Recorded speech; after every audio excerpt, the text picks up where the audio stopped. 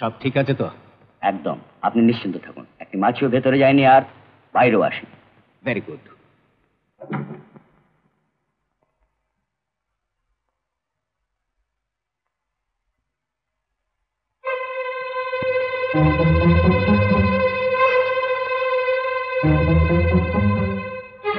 চন্দ্রবদন! আগে চন্দ্রবদন কোথায় গেল সে?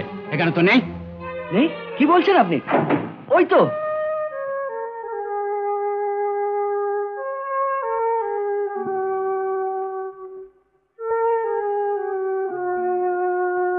কোথায় গিয়েছিলে?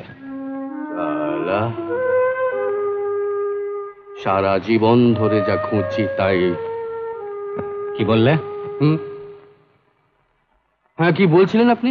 এইভাবে তুমি বাইরে যাবে না, কথা দাও। পাগল নাকি? আমি কি এখন বাইরে যেতে পারি? আমাকে এখানে এখন বেশ কিছুদিন থাকতে হবে, আপনাদের সব কাজকর্ম করতে হবে। কিন্তু কিসব যেন সব শেখাবেন টেখাবেন বলছিলেন, সব কি যেন সব দেখাবেন। হ্যাঁ, কি হলো?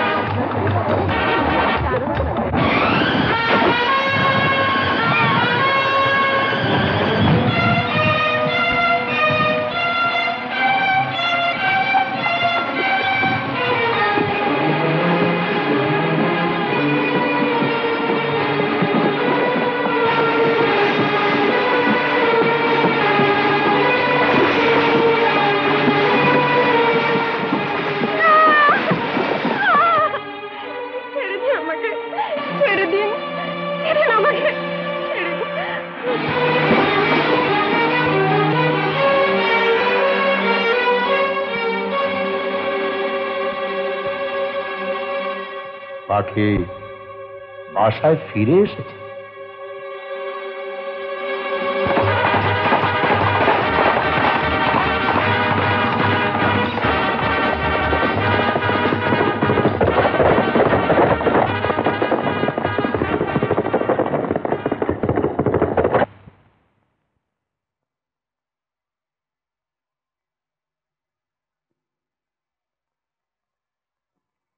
এসো এসো মহারাজ কাঞ্চন সিং।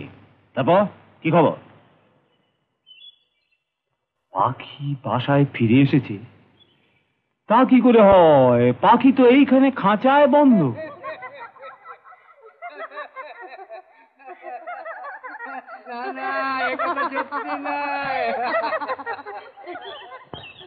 তাহলে এই খবরের অর্থ কি? কাঞ্চন, তুমি কতগুলো মূর্খের হাতে গোয়েন্দাগিরি কাজটা দিয়ে রেখেছো।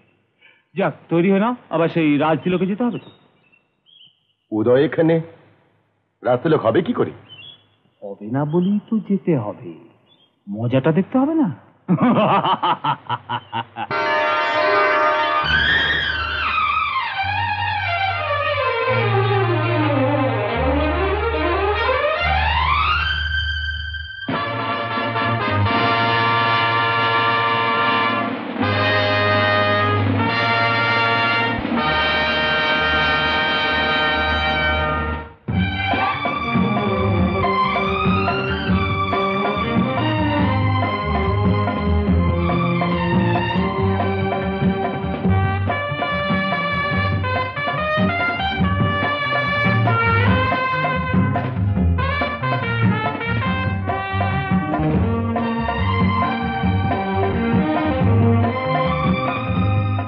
কে?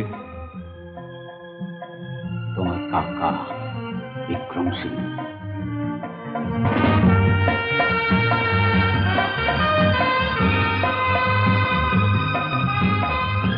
আরে কাঞ্চন সিং।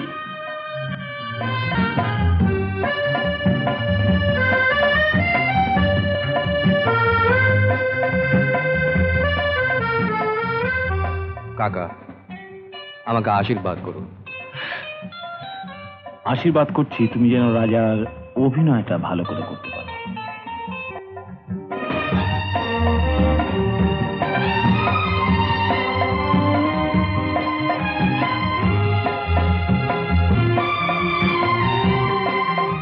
আসুন আসুন কাঞ্চন দাদা, আসুন।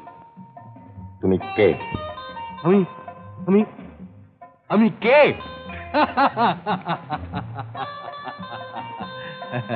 তা কাঞ্চন দাদা, আজকাল কি দিনের বেলা তো শুরু হয়ে গেছে নাকি? হ্যাঁ,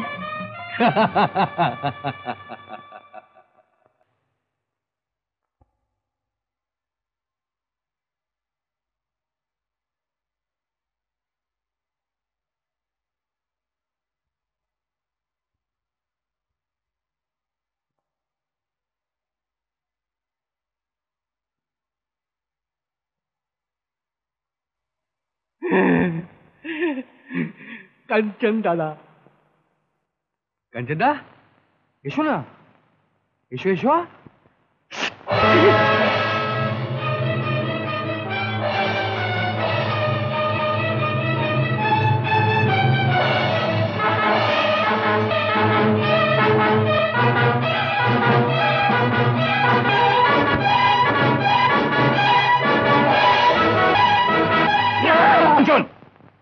কি করছো? অভিষেকের অপমানের প্রতিশোধ আমাকে নিতে দাও। নকল রাজা যখন এসে গেছে, তখন আসল রাজা কেন বেঁচে থাকবে? এখন বুদ্ধির লড়াই শুরু হয়েছে কাঞ্চন। আসলটাকে যদি মেরে ফেলো, তাহলে তো নকলটাকে রাজা করবার রাস্তা তুমি নিজের হাতে পরিষ্কার করে দিচ্ছ। তুমি রাজা হতে চাও না কাঞ্চন? নিশ্চয়ই চাই। বছরের পর বছর স্বপ্ন দেখেছি তুমি রাজা হবে। সেই স্বপ্নের পথে যত বাধা সব দু হাতে ঠেলে সরিয়েছি। আজ যখন সুযোগ হাতের কাছে, তুমি নিজে সেটা নষ্ট করতে চাও? কি বলতে চাইছো? উদয়ের অভিষেক হয়ে গেছে, আজ বাদে কাল রামপুরে সেই উপলক্ষে রাজাকে অভ্যর্থনা জানানো হবে। সেখানে নকল উদয় তো যাবেই। ধরো সেখানে যদি কিছু ঘটে যায়, আর যদি ঝাড়বাতিটা দড়ি ছিঁড়ে রাজার মাথার উপর পড়ে যায়? সাবাস কাঞ্চন, তুমি তো দেখছি রাজা হবেই।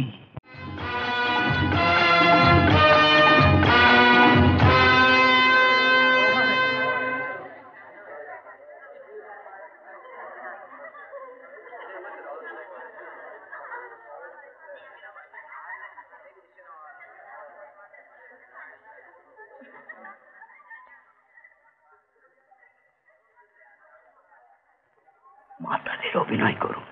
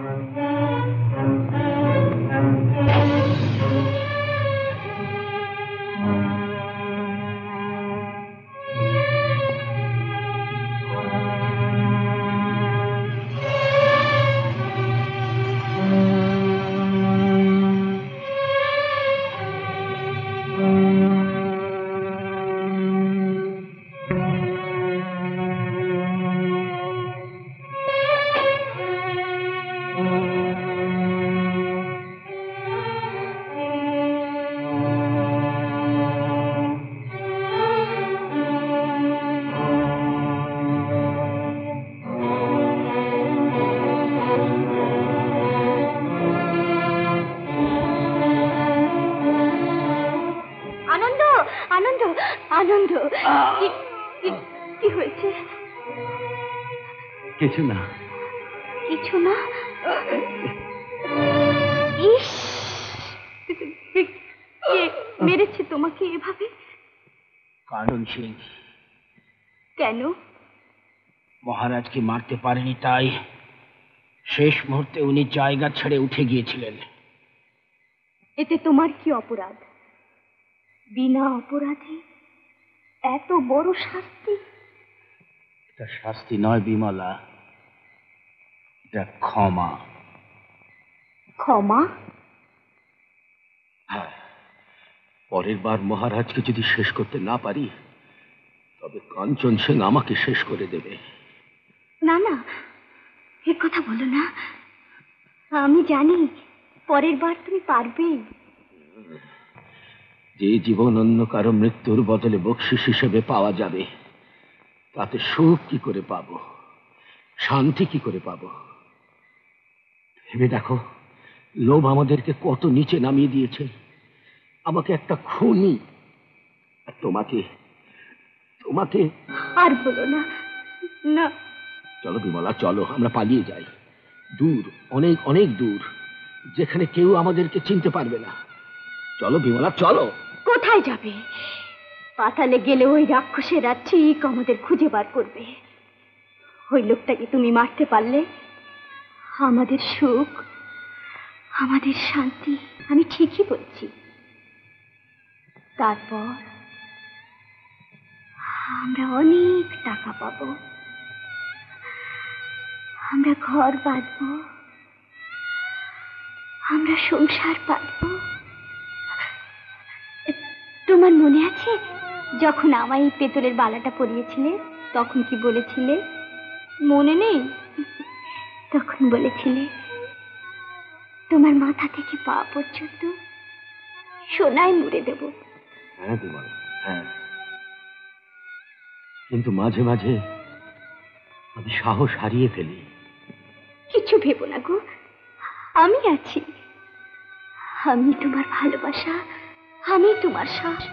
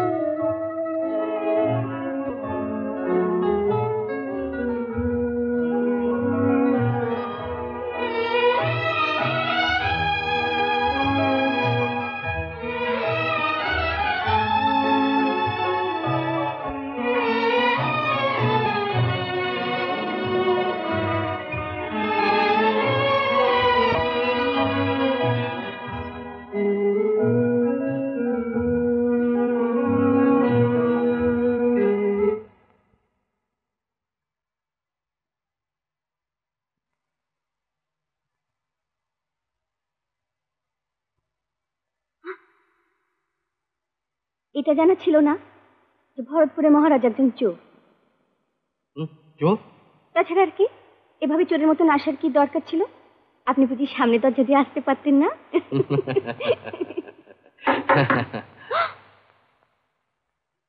আপনি যান, এটা তো আপনার বাড়ি।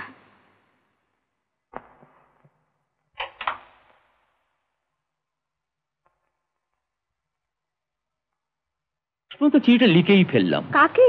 ভরতপুর স্টেটকে। তো পাঠাবার আগে ভাবলাম তোমাকে একবার শুনিয়েই দিই। হ্যাঁ, শোনো। অত্র পত্রে আমি জানাইতেছি যে মহারাজ উদয় সিং নিজের জীবন বিপন্ন করিয়া আমার কন্যার জীবন বাঁচাইয়াছেন, সেই জন্য আমি খুবই কৃতজ্ঞ। হ্যাঁ, তারপর লিখেছি, ও হ্যাঁ, অতিশয় দুঃখের সঙ্গে এই সংবাদ জ্ঞাপন করিতেছি যে আমার কন্যা রাধা মহারাজ উদয় সিংহকে পছন্দ করিতে পারে নাই। বিশেষ করিয়া মহারাজা সুরাপানে আসক্তি ও অন্যান্য চরিত্রহীনতার কাহিনী সর্বজন বিদিত। আর বাবা, কিন্তু আমি এসব কথা কখন বললাম? না বলে থাকো তো লাইনগুলো কেটে দিচ্ছি। শোনো, এরপর লিখেছি, এমতো অবস্থায় আমার কন্যার সহিত মহারাজার বিবাহ সম্বন্ধ ছেদ করিতে বাধ্য হইলাম। তোমাকে কোনো চিঠি পাঠাতে হবে না। চুলটা আমার এমনি পাকে নিবা, জহুরি জহর চেনে। আমি জানতাম রাজ পরিবারের রক্ত, তার কথাই আলাদা।